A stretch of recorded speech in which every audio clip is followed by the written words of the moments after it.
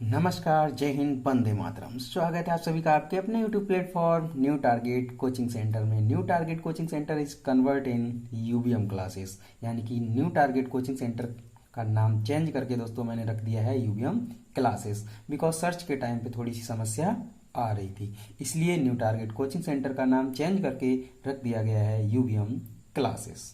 ठीक है दोस्त, अब अगर आप सर्च करेंगे यूबीएम क्लासेस को तो सबसे टॉप पे चैनल आ जाएगा और आप उसको सब्सक्राइब कर लीजिएगा और बेल आइकन को प्रेस कर लीजिएगा, जिससे कि आने वाली वीडियो की नोटिफिकेशन आपको कंटिन्यू और पल पल मिलती रहेगी।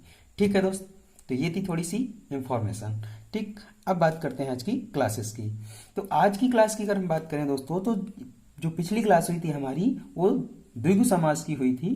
द्विगु समास मैंने पढ़ा था। आज हम पढ़ने वाले हैं बहुब्रीहि समास। ठीक है दोस्त, तो बहुब्रीहि समास को बहुत ही अच्छे से समझेंगे आज, और जितने भी क्वेश्चन बनते हैं बहुब्रीहि समास से उन सारे ही क्वेश्चन को अच्छे से डिस्कस करेंगे। एक छोटा सा वीडियो होगा और आपका बहुब्रीहि समास खत्म।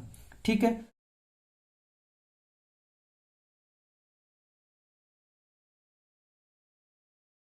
तो हम पहले जानते हैं बहुब्रीहि का मतलब। देखो दोस्त, बहु का मतलब क्या होता है? अन्न। बहु का मतलब क्या होता है? अन्न। और ब्रीहि का मतलब क्या होता है? परंपरा। क्या होता है? परंपरा। यानी कि जो अन्य शब्द हैं लेकिन उनकी परंपरा बन गई है, उन शब्दों को क्या कहते हैं? बहुब्रीहि। ठीक है, ये तो हुई बहुब्रीहि का मतलब। बहुब्रीहि समास क्या होता है? डेफिनेशन। डेफिनेशन की अगर हम बात करें तो जिस समास में दोनों पद क्या होता है? दोनों पद, बहुब्रीहि समास में दोनों पद क्या होते हैं? प्रधान नहीं होते हैं, और दोनों शब्द मिलकर किसी विशेषण की तरफ इशारा करते हैं और किसी तीसरी संज्ञा का बोध कराते हैं। यानी कि जो बहुब्रीहि समास है उनमें यानी कि अन्य पद क्या है? अन्य पद या तीसरा पद, या तीसरा पद, या फिर अगर हम बात करें कि कोई विशेषण, यानी कोई विशेषण पद प्रधान होता है। कोई विशेषण पद, विशेषण पद क्या होता है? प्रधान होता है। यानी कि जैसे कि हम अभी पिछले पढ़ के आए हैं समास, उनमें कोई पहला पद प्रधान होता था, कोई दूसरा प्रधान होता था, किसी में दोनों पद प्रधान होते थे। लेकिन बहुब्रीहि समास में क्या है दोस्त कि जो दोनों पद होते हैं उनमें से कोई सा भी प्रधान नहीं होता है, बल्कि वो किसी तीसरे शब्द की तरफ इशारा करते हैं। ठीक है, यानी कि कोई अन्य पद प्रधान होता है। तो जैसे हमने बहुब्रीहि का आपको मतलब बताया था, तो बहुब्रीहि जैसे अगर हम इसमें समझें कि 10 धन आनन, अब इन दोनों शब्दों में क्या है कि दशानन, इसका क्या बनेगा? अगर हम सामासिक पद बनाएंगे तो क्या बनेगा? दशानन। ठीक है, अब दशानन है तो दशानन किसको कहते थे? दशानन कहते हैं हम रावण को। किसको कहते हैं? रावण को। ठीक है, अब देखो, ना पहला पद प्रधान है ना दूसरा पद प्रधान है। जो इसका तीसरा सामासिक पद बना है ना, वो क्या कर रहा है? किसी तीसरे शब्द की तरफ इशारा कर रहा है। यानी कि जो दशानन है, दशानन किसको बोला जाता है? रावण को बोला जाता है। ठीक, जैसे ही हम अगर एक और एग्जांपल लेके समझना चाहें, जैसे कि मान लो एग्जांपल लिया मैंने क्या कि एक दंत, जैसे हमने एग्जांपल लिया एक दंत। एक दंत, एक दंत है जिसके, यानी एक दांत वाला, क्या है? इसको साफ कर देते हैं दोस्त। एक दांत वाला। अब एक दांत वाला कौन था भाई? एक दंत वाले तो हमारे कौन थे? गणेश जी। कौन थे? गणेश जी। ठीक है, तो एक दंत यानी इनके एक दांत है, तो ना पहला पद, इसमें एक प्लस दंत अगर बनाएंगे तो इसका सामासिक पद है, तो इसमें कोई सा भी पद प्रधान नहीं है, और बल्कि तीसरे पद की तरफ इशारा कर रहा है। एक दंत किसको कहते थे? अर्थात गणेश जी। यानी कि यही कह रहा है बहुब्रीहि समास कि जो दोनों पद होते हैं उन दोनों पद प्रधान नहीं होते हैं, बल्कि दोनों पद किसी तीसरे पद की तरफ इशारा करते हैं, और कोई तीसरा ही पद इसका प्रधान होता है। ठीक है, ये तो थी मोटी मोटी इसकी जो मुख्य बातें थी। अब कुछ एग्जाम्पल लेके हम इन बातों को समझ लेते हैं। ठीक है दोस्त, हमने आपको क्या बताया कि अगर हम एग्जाम्पल कोई तीसरे पद की तरफ इशारा करते हैं, इसके अगर हम एग्जाम्पल देखना चाहें तो एग्जाम्पल की बात कर रहे हैं। जैसे हमने अब आपको बता दिया है एक दंत, ठीक है। अब बात करें हम त्रिनेत्र, त्रिनेत्र, ठीक है। त्रिवेदी, त्रिवेदी, त्रिवेणी, त्रिवेणी, ठीक है। चतुरानन, चतुरानन, ठीक है। और अगर लें चतुर्भुज, ठीक। और भी एग्जाम्पल हम देख लेते हैं इधर, जैसे कि हलधर, हलधर, ठीक है। अष्टाध्यायी, ठीक।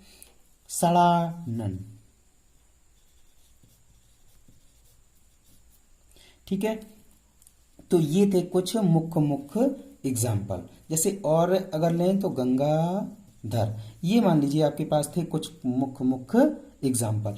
अब जैसे हम त्रिनेत्र की बात करें तो त्रिनेत्र अर्थात तीन नेत्र हैं जिसको, ना इसमें कोई सा भी पद प्रधान नहीं है, बल्कि त्रिनेत्र तीन नेत्र हैं जिसके, अर्थात उनको क्या कहते हैं हम, शिव जी। यानी कि जो सामासिक पद होता है उसमें किसी तीसरे पद की तरफ इशारा करता है, यानी कोई तीसरा ही पद प्रधान होता है।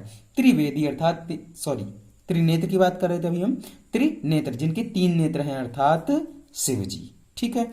अब बात करें त्रिवेदी, त्रिवेदी कौन होता है, यानी कि ब्राह्मण जो ज्ञाता होता है ना, उसी को क्या बात कहा जाता है, उसी को कहा जाता है त्रिवेदी। त्रिवेणी, त्रिवेणी यानी जहां तीन नदियों का संगम होता है उसको क्या कहते हैं, त्रिवेणी। त्रिवेणी अर्थात संगम, ठीक है। किसी तीसरे पद की तरफ इशारा करेंगे सारे पद। चतुरानन, चतुरानन किसको कहते हैं दोस्त, तो चतुरानन कहते हैं ब्रह्मा जी को। किसको कहते हैं, ब्रह्मा जी को, ठीक है। चतुर्भुज, चतुर्भुज किसको कहते हैं, जिनकी चार भुजाएं थी, चतुर्भुज, ठीक। तो किसकी थी, तो चतुर्भुज कहते हैं विष्णु जी को। किसको कहते हैं, विष्णु भगवान को, ठीक है। हलधर, हलधर किनको कहा जाता है, बलराम। आपने देखा होगा जो कृष्ण जी के बड़े भैया थे बलराम जी, वो हमेशा हल को लिए रहते थे। तो हलधर किसको कहा जाता है, अर्थात तीसरे पद की तरफ इशारा करता है, इसको क्या कहते हैं, उनको बलराम। अष्टाध्यायी क्या है, पाणिनि जी का एक ग्रंथ, ठीक है। सड़ानन, अगर हम सड़ानन की बात करें तो सड़ानन किसे कहते हैं, सड़ानन कहते हैं कार्तिकेय। किसको कहते हैं, कार्तिकेय। कार्तिकेय कौन थे, गणेश जी के भाई जी, ठीक है। गंगाधर, गंगाधर किसको कहते हैं, अर्थात गंगा किसके सिर से निकलती हैं, शिव जी के। तो गंगाधर, तो गंगाधर किसकी तरफ इशारा कर रहे हैं, शिव जी की तरफ। ये थे कुछ मुख्य उदाहरण। इसका मेन पॉइंट क्या है, इसका मेन पॉइंट यही है दोस्तों, यानी कि बहुब्रीहि समास में ना प्रथम पद प्रधान होता है ना दूसरा पद प्रधान होता है, बल्कि किसी तीसरे पद की तरफ क्या करता है, इशारा करते हैं और तीसरा पद प्रधान होता है, ठीक है दोस्त।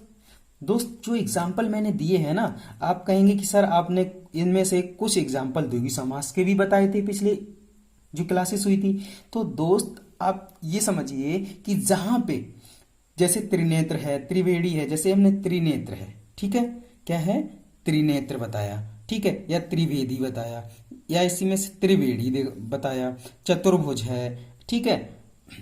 और अगर हम रखें इसमें से गंगाधर, हलधर तो ठीक है अलग हो जाएगा, चतुर्भुज, चतुरानन, इनमें देखिए त्रिनेत्र, त्रिवेदी, त्रिवेणी, ठीक है, ये चतुरानन भी है। चतुरानन जो मैंने ये एग्जाम्पल बताए हैं ना दोस्त, ये एग्जाम्पल द्विगु समास के भी हैं और बहुब्रीहि समास के भी हैं। आप कहेंगे कैसे, देखो जो क्या होता है, जिसका पहला पद क्या होता है, संख्यावाची होता है, वो क्या होता है, द्विगु समास होता है। लेकिन द्विगु समास के बाद में ही क्या हुआ, बहुब्रीहि समास का जन्म हुआ था, यानी कि बहुब्रीहि समास की खोज की गई थी, यानी बहुब्रीहि समास को समझा गया था, ठीक है, उसको बनाया गया था।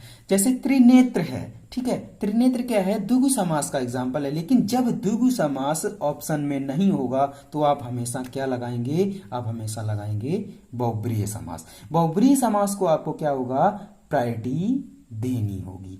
यानी कि इसमें से कोई सा भी अगर एग्जाम्पल है तो बहुब्रीहि समास का होगा, आप प्रायोरिटी देंगे। अगर बहुब्रीहि समास और द्विगु समास में से कोई एक ही एग्जाम्पल, सॉरी एक ही ऑप्शन आपको मिलेगा, ठीक है। अगर दोनों एग्जाम्पल, दोनों आपको मिलते हैं ऑप्शन में, यानी बहुब्रीहि समास और द्विगु समास, तो आप हमेशा क्या करेंगे, बहुब्रीहि समास को प्रायोरिटी देंगे। ठीक है दोस्त, तो ये था कुछ बहुब्रीहि समास और द्विगु समास का थोड़ा सा रिलेशन।